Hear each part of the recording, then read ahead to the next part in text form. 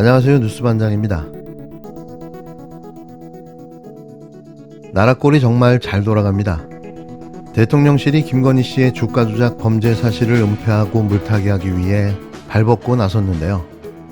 현재 드러난 범죄 사실을 무조건 아니라고 우기기 시작했습니다. 벌건대낮에 코를 베가겠다는 언어도단과 같은 작태인데요. 국민을 개나 돼지쯤으로 보지 않는다면 이럴 수는 없는 거죠. 도이치모터스 주가 조작 사건의 판결에 대해서 대통령실이 14일 긴 입장문을 내놨습니다. 민주당이 판결문을 자의적으로 해석해서 가짜뉴스를 퍼뜨리고 있다고 공격했는데요. 민주당은 차라리 손바닥으로 하늘을 가리라고 반박했습니다. 14일 오전 대통령실이 기자들에게 장문의 입장문을 배포했는데요. 이 입장문은 김건희 씨 변호인이 아니라 대통령실 대변인실 명의였습니다. 정부가 직접 나서 사인에 해당하는 김건희 씨를 옹호하고 나선 건데요. 국가 권력이 대통령 부인의 범죄를 덮어주는데 사용되고 있는 겁니다. 대통령실은 더불어민주당이 판결문을 자의적으로 해석해 정치공세용 가짜뉴스를 퍼뜨리고 있어 사실관계를 바로잡겠다고 밝혔는데요. 이 말을 누가 믿어줄까요?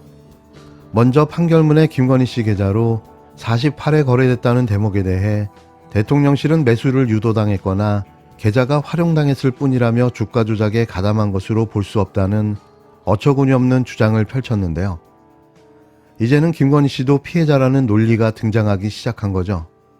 또 48회 거래했다는 범죄 일람표 대목에 대해서는 5일 동안 팔고 3일 동안 산 게 전부라며 부풀려졌다고 주장했습니다. 그러면서 문재인 정부에서 추미애 박범계 전 법무부 장관 시절 2년 이상 탈탈 털어 수사하고도 기소조차 못한 사유가 판결문에 분명히 드러나 있다고 횡설수설해댔는데요. 도이치모터스 주가 조작 사건 판결문에 등장하는 김건희 여사를 감추기 위해서 대통령실이 나서서 김건희 여사의 변론을 하고 있습니다. 하지만 내용이 거짓입니다. 오늘 대통령실은 범죄 사실 본문에 김건희 여사에 대한 구체적인 언급이 없다고 했습니다. 차라리 손바닥으로 하늘을 가리십시오. 법원 판결문을 보면 재판부는 구체적 범죄 사실을 적시하면서 작전 세력들의 시세 조정 행위가 2010년 1월 김건희 여사 명의의 신한투자증권 계좌를 이용한 매수로 시작됐다는 것을 매우 구체적으로 분초까지 밝히고 있습니다. 여기에 더해 김 여사는 모두 37번, 윤석열 대통령의 장모 최은순 씨도 27번이나 언급하면서 김건희, 최은순 계좌가 모두 시세 조정에 이용됐다고 밝히고 있습니다. 또 대통령실은 김 여사가 5일간 매도하고 3일간 매수한 것이 전부라면서 무고하다고 주장하고 있습니다. 그러나 일반적인 주식 투자자들은 단 한 종목을 5일간 매도, 3일간 매수 방식으로 48차례나 통정 거래하지는 않습니다. 오히려 이런 방식의 거래를 두고 짜고 치는 고스톱이라고 합니다. 야당 대표는 사실 확인을 위해서 반드시 필요하다면서 3차례나 소환하고 단 하루 동안 180명이 넘는 검사 수사관을 투입해서 압수수색 작전을 펼쳤지만 여사님의 작전에 대해서는 단 한 차례의 조사도 수사도 없었습니다. 윤석열 정부는 억지 주장으로 야당과 언론의 어깃장을 놓지 말고 당당하다면 여사님의 작전에 대해서 납득 가능한 설명을 내놓고 특별검사를 수용해야 할 것입니다. 민주당은 이에 차라리 손바닥으로 하늘을 가리라고 맹공을 퍼부었습니다. 판결문에 김건희 씨 37번, 윤 대통령의 장모 최은순 씨도 27번 언급된 사실을 다시 강조했는데요. 5일 동안 팔고 3일 동안 산 게 전부라 주가 조작이 아니라는 주장에 대해서는 보통 투자자들은 한 종목을 5일 매도, 3일 매수 방식으로 48번이나 통정거래 하지 않는다고 반박했습니다.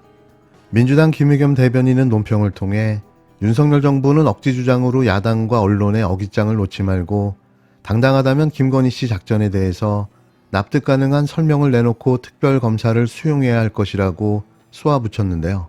1심 판결이 나왔지만 정작 김건희 씨만 제외하고 다른 사람들에 대한 판결만 나온 건데요. 이러니 면죄부주기 논란만 가중되고 있는 거죠. 아무리 합리적으로 판단하고 해석해보려 해도 이날 내놓은 대통령실 해명은 도저히 납득이 되지 않았는데요. 대통령실 무죄 주장의 핵심은 계좌가 쓰였다고 해서 주가 조작 범행에 가담한 건 아니라는 겁니다. 그 자체는 맞는 얘기지만 판결문이랑 비교해보면 여전히 풀리지 않는 의문점들이 드러나는데요. 이런 어거지 해명과 논리가 김건희 씨를 무죄로 만들어주지는 않는 겁니다. 대통령실은 김건희 씨의 주가 조작 연루 의혹에 대해 일관된 입장을 유지해왔고 판결문과 충돌하지 않는다고 거듭 주장하고 있는데요. 김건희 씨가 지난 2010년 1월부터 넉 달 동안 소개받은 주가 조작 총책에게 계좌를 맡겼고 이후에는 직접 가끔 거래했다는 겁니다. 법원은 이후 거래 중 48건의 통정매매, 즉 짜고 친 가짜 거래라고 인정했는데요.